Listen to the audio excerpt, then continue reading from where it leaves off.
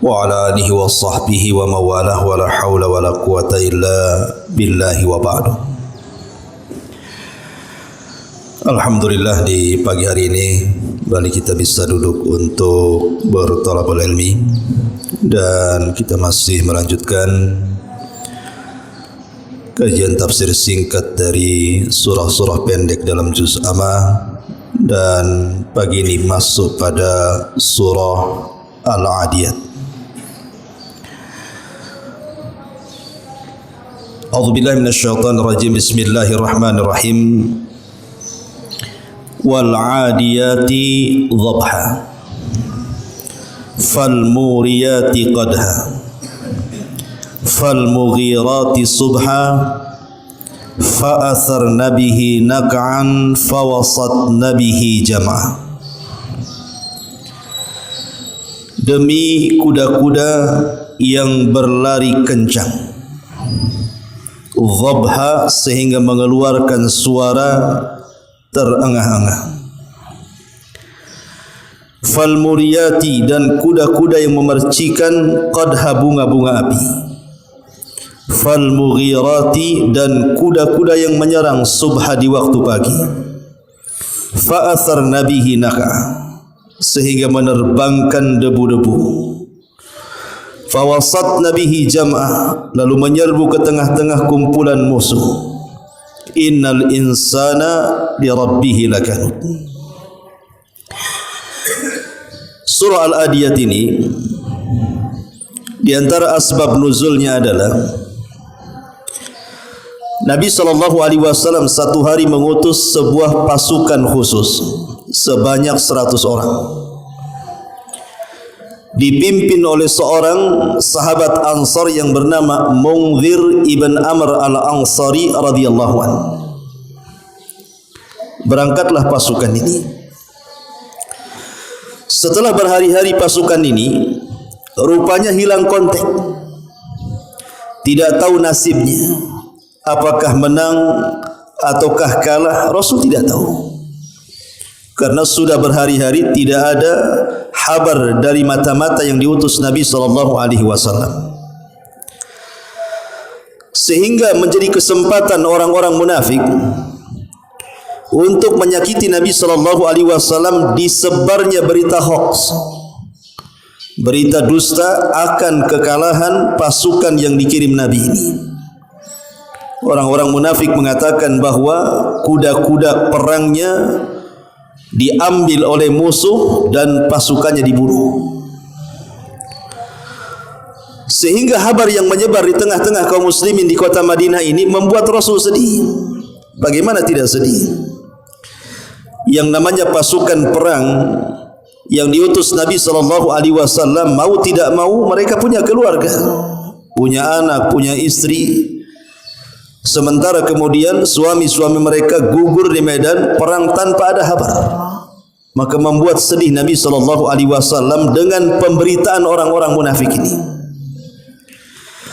Maka kesedihan Nabi SAW inilah diobati oleh Allah Subhanahu wa taala dengan turunnya Al-Adiyat ini, bahwa mereka tidak kalah, kuda mereka tidak dirampas, pasukannya tidak ada satupun yang dibunuh.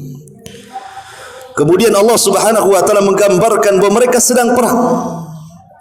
Makanya Allah Subhanahu wa taala mengatakan wal 'adiyati dhabha, demi kuda-kuda perang yang berlari kencang, saking kencangnya terengah-engah suara yang keluar dari kuda itu.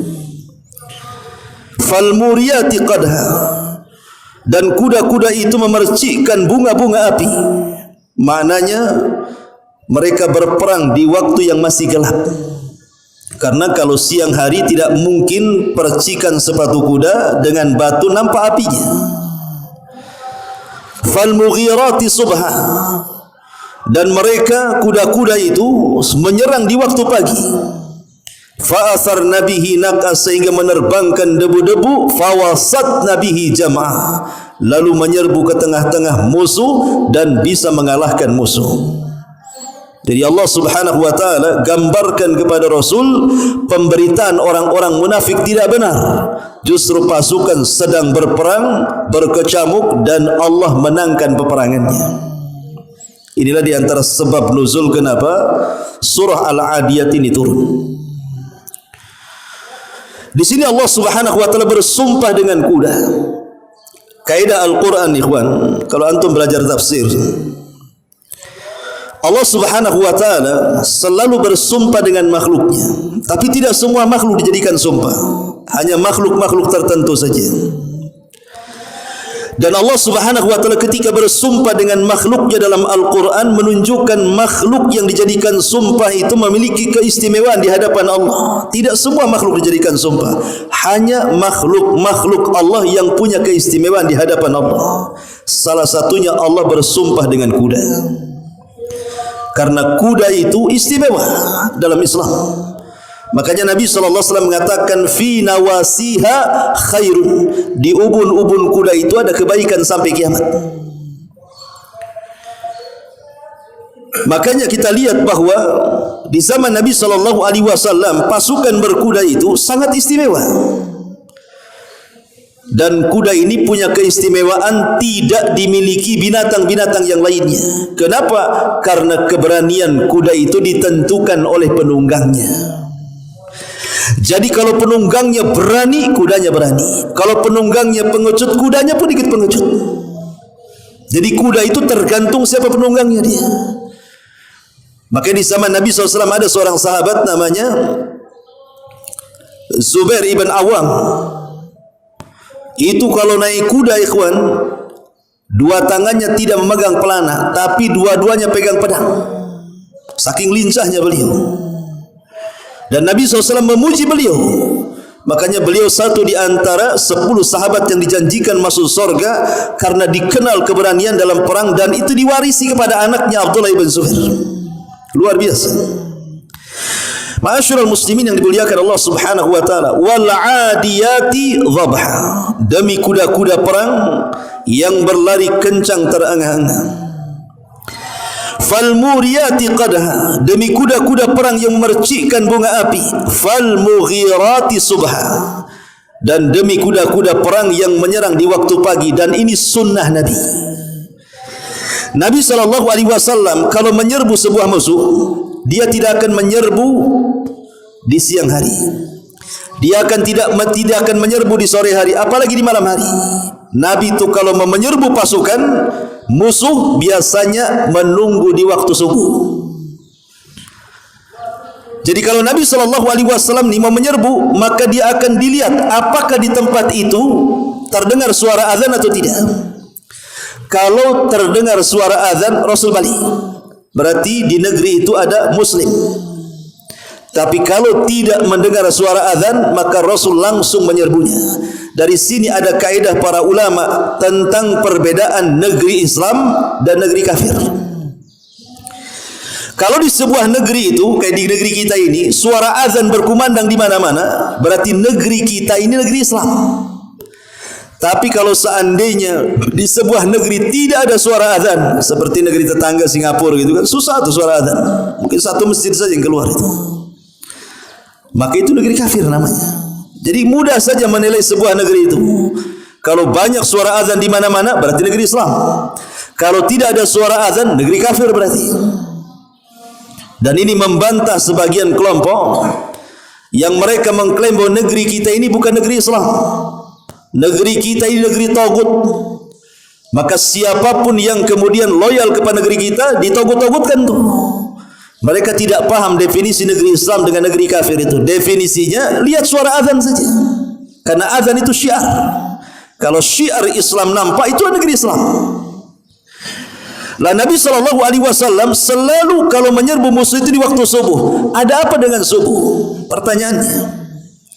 Nabi SAW mengatakan dalam sebuah hadis, nusirtu bis sabah wa ahlikatil adu bid dabur. Allah Subhanahu wa taala mengirim satu angin yang disebut dengan sabah. Kata Nabi SAW, aku ditolong setiap peperangan dengan angin sabah, sebagaimana kaum Ad dihancurkan dengan angin sore. Lah Nabi SAW ini mengambil manfaat angin itu.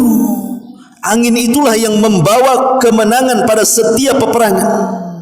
Karena angin itu membawa berkah. Makanya Nabi SAW berdoa kepada Allah Subhanahu wa taala, Allahumma barik li ummati fi bukuriha. Ya Allah, berkahi umatku di waktu paginya. Kenapa waktu pagi waktu berkah? Karena ada angin yang disebut dengan angin sabah tadi. Makanya kalau antum baca hadis tentang wanita-wanita di zaman Nabi SAW, tidak ada satupun riwayat wanita-wanita berjamaah selain waktu subuh. Bukan berarti tidak boleh berjamaah di waktu selain subuh, zuhur, asar, boleh. Rasul mengatakan la tamna'u ima Allah masajid Allah. Jangan kau larang wanita-wanita kalian berjamaah di masjid. Tetapi tidak ada riwayat yang seperti itu. Riwayat-riwayat tentang wanita yang berjamaah itu rata-rata semuanya bicara tentang salat subuh. Jadi para sahabiah itu, para wanita di zaman Rasul, kalau salat subuh berjamaah bersama Nabi. Dan mereka pulang di waktu sebelum terang. Kenapa demikian? Tadi jawabannya karena di waktu subuh itu ada angin sabah, angin yang membawa keberkahan dan kemenangan.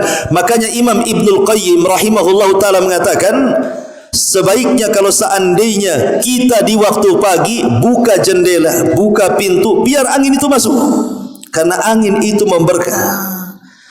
Maka siapapun yang membiasakan tidur setelah subuh, kata Imam Ibnul Qayyim, tidak akan diberkahi hidupnya, tidak akan diberkahi keluarganya, tidak akan diberkahi usahanya, tidak akan diberkahi semuanya. Karena dia luput dari berkah yang Allah turunkan di waktu subuh. Makanya kenapa di sini Allah mengatakan fal mughiratis subha. Rasul kalau menyerbu di waktu subuh, begitu juga para sahabat. Karena subuh itu ada keberkahan yang luar biasa. Fa'asarna bihi naq'a.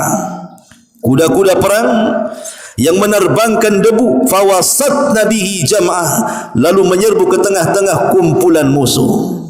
Di sini Allah Subhanahu wa taala bersumpah dengan 5 sumpah. Kemudian jawab sumpahnya Allah mengatakan, untuk apa Allah bersumpah dengan kuda-kuda ini? Innal insana li rabbih lakanud. Sesungguhnya manusia itu kepada Rabbnya lakanud, sungguh sangat ingkar. Sebagian ahli tafsir mengatakan kanud itu artinya hasud. Manusia itu sangat hasad. Ini penafsiran yang pertama. Jadi manusia itu sangat hasad, dan hasad itu ada pada setiap hati manusia. Tidak ada satu manusia yang tidak ada hasad di hatinya. Semua manusia ada hasad di hatinya. Tetapi hasad itu tidak bahaya. Yang bahaya itu kalau hasadnya dimunculkan. Kalau dimunculkan hasadnya, itu bahaya. Kalau hanya hasad saja dalam hati, umpamanya kita ada saudara kita punya nikmat, diberikan harta, kita pengen juga, itu kan hasad namanya. Kita punya kawan, rumahnya bagus, pengen juga, itu hasad, tidak ada masalah. Tetapi kalau seandainya hasad itu dimainkan, kemudian dia berangan-angan supaya nikmat yang Allah berikan kepada orang lain hilang dan berpindah kepada dia, itu yang disebut hasad mazmum, hasad yang tercela. Yang Allah Subhanahu wa taala menyuruh kita untuk berlindung min syarri hasidin idza hasad. Dari keburukan orang hasad ketika dia memainkan hasadnya. Ini penafsiran yang pertama. Penafsiran yang kedua, kanud itu artinya manna'ulil khair. Susah untuk melakukan kebaikan. Susah untuk melakukan kebaikan, khususnya kebaikan-kebaikan yang sifatnya muta'addi, yang sifatnya itu manfaatnya kepada orang lain, itu disebut kanud. Susah untuk membantu, susah untuk menolong, pokoknya hidupnya sendiri saja.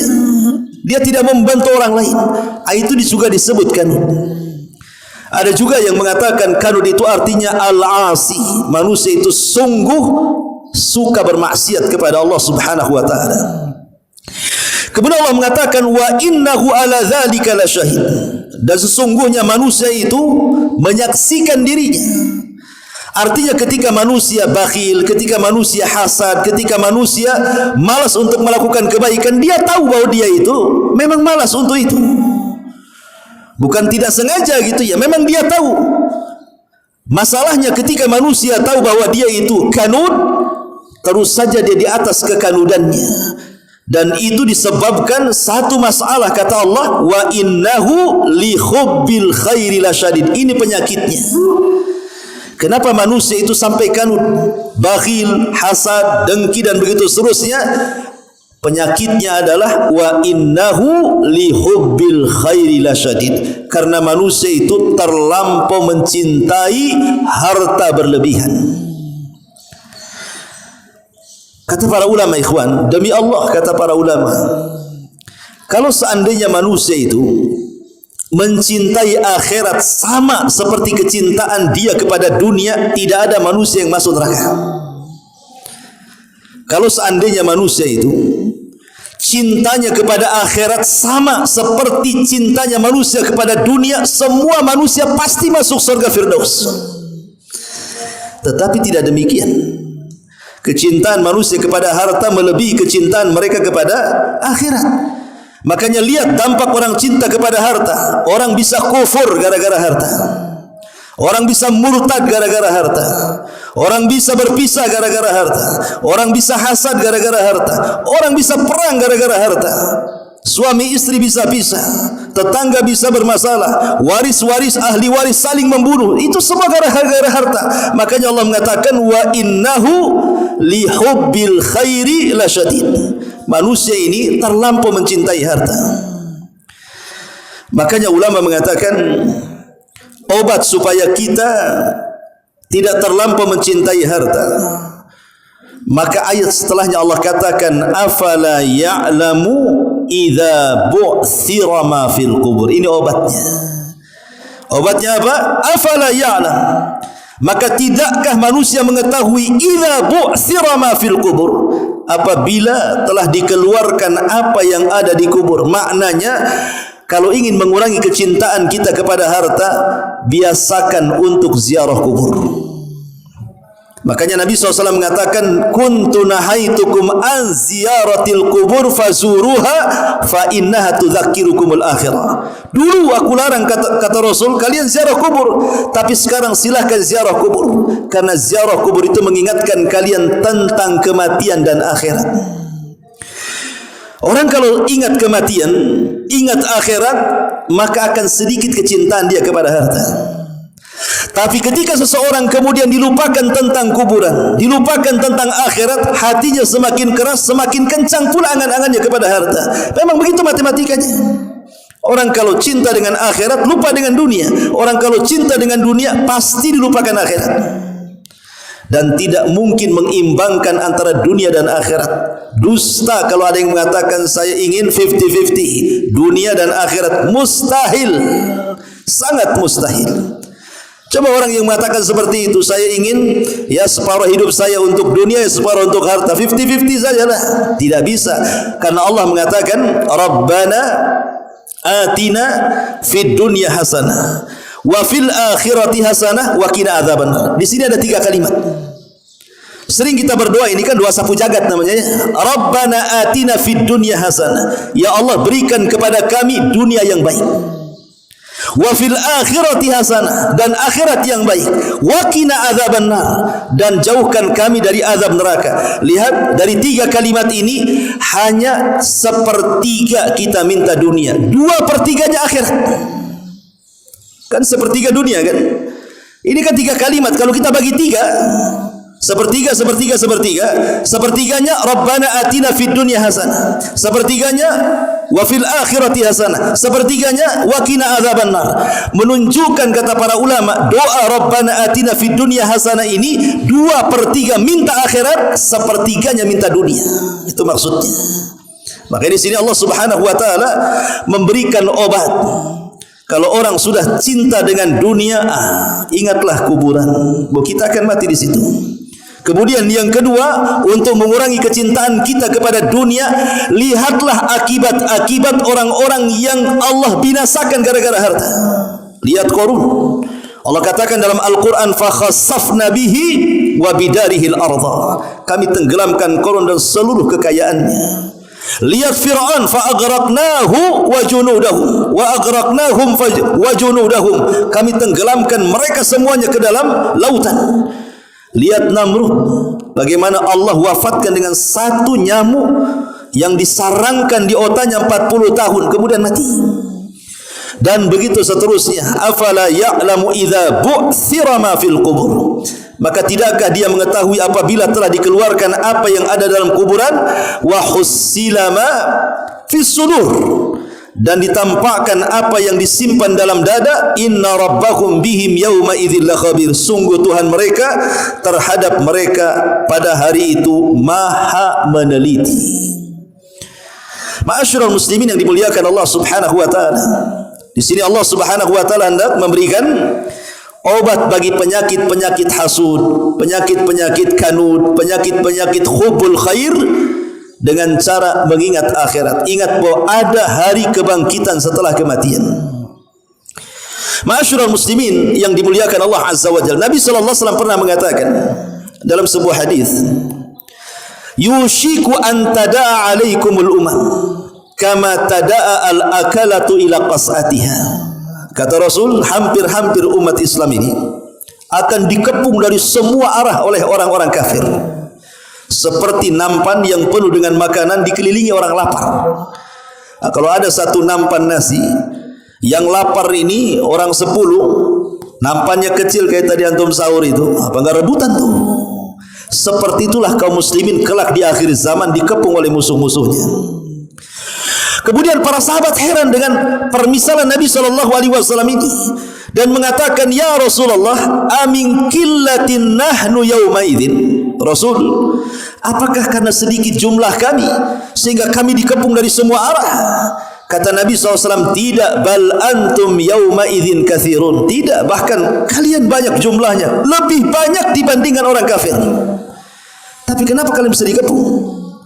Maka Nabi SAW menyebutkan dua penyakit, karena akan ditimpakan kepada hati-hati kaum muslimin kelak dua penyakit yang disebut dengan al-wahnu. Wahnu ini apa? Satu, hubbud dunya. Yang kedua, karahiyatul maut, cinta kepada dunia yang mengakibatkan takut kematian. Orang kalau sudah cinta dunia takut mati. Orang kalau cinta dengan kematian dia tidak takut dunia.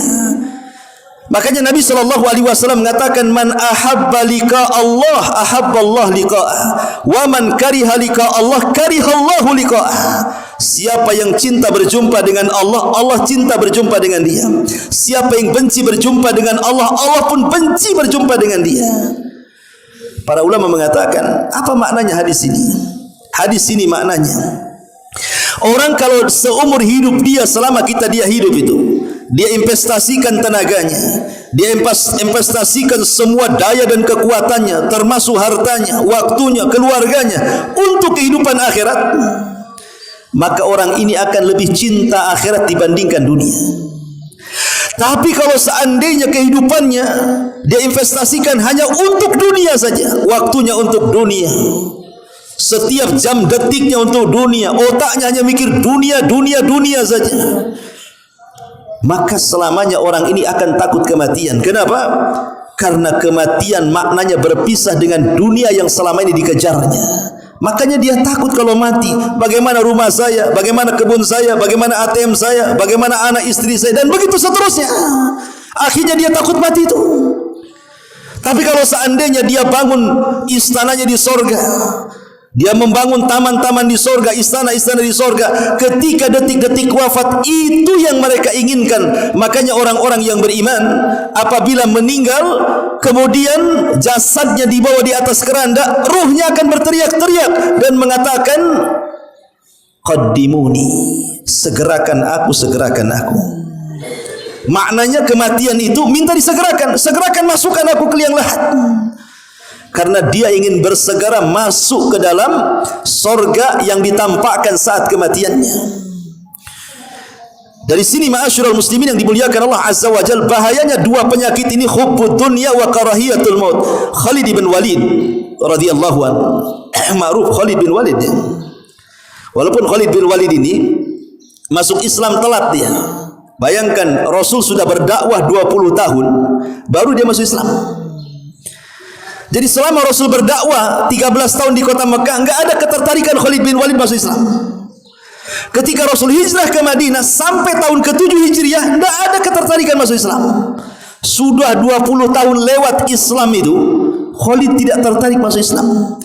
Baru setelah tahun ke-7 Hijriah, Khalid bin Walid baru masuk Islam. Dan perang yang pertama kali diikuti adalah perang Mu'tah, perang melawan orang-orang Romawi. Itulah perang perdana Khalid. Itu pun bukan sebagai pemimpin, karena yang memimpin adalah Zaid, kemudian Ja'far dan Abdullah ibn Rawaha. Kata Rasul, kalau Zaid pegang bendera dia gugur, maka Ja'far yang pegang bendera. Kalau Ja'far gugur, pegang Abdullah ibn Rawaha. Kalau gugur, berarti sudah tidak ada panglima. Subhanallah, apa yang disabdakan Rasul, 3 panglima gugur. Sahabat bingung, karena Rasul tidak mengatakan yang keempatnya. Lah kebetulan di tengah-tengah pasukan itu adalah Khalid bin Walid. Dan Khalid bin Walid terkenal di masa jahiliyah memang piawai perang. Buktinya perang Uhud kalah kaum muslimin, karena ketika itu yang memimpin perang Khalid dari kalangan orang-orang musyrik. Akhirnya mereka sepakat memilih Khalid untuk menjadi pemimpin perang, dan Allah menangkan. Ada satu kisah yang menarik dalam perang Mu'tah ini. Sorbannya Khalid ini jatuh. Sorbannya Khalid jatuh. Khalid ini ingin mengambil sorban dia, sampai dia harus berperang, hanya ngambil sorbannya saja. Sehingga sahabat mengatakan, ya Khalid, engkau ini berperang karena Allah atau karena sorban, katanya. Kenapa kau sampai mati-matian ingin mengambil sorban itu? Kata Khalid bin Walid, dia mengatakan, demi Allah, aku berperang karena Allah, bukan karena sorban. Tetapi di sorban itu ada beberapa helai rambut Nabi SAW. Aku tidak hendak rambut itu dihinakan orang-orang kafir, makanya aku ambil. Lah ketika Khalid bin Walid dimenangkan dalam peperangan Mu'tah ini, sehingga pemimpin Romawi ini penasaran, kok pasukan kecil bisa mengalahkan pasukan gajah gitu ya. Akhirnya berdialoglah dengan Khalid tentang kunci kemenangan. Kenapa kau bisa menang perang? Nah, itu pertanyaannya. Lihat nih jawabannya Khalid bin Walid, singkat, padat, dan inilah kunci kemenangan. Kata Khalid bin Walid, karena kami kaum muslimin nuhibbul mauta kama tuhibbul haya, katanya. Karena kami cinta dengan kematian sebagaimana kalian cinta kehidupan. Oh, itu mantap jawabannya. Karena kami cinta kematian, kalau kalian justru cinta kehidupan. Makanya saya katakan di awal, kalau orang mencintai akhirat itu sama dengan kecintaan manusia kepada dunia, tidak ada orang masuk neraka. Tapi rupanya Allah katakan, innal insana, sesungguhnya manusia itu kepada harta itu hubban jamma, melampau dibandingkan kecintaan mereka kepada akhirat. Wallahu a'lam bishawab. Subhanaka wa bihamdika asyhadu an la ilaha illa anta astaghfiruka wa atubu ilaik. Allahu ta'ala. Assalamualaikum warahmatullahi wabarakatuh.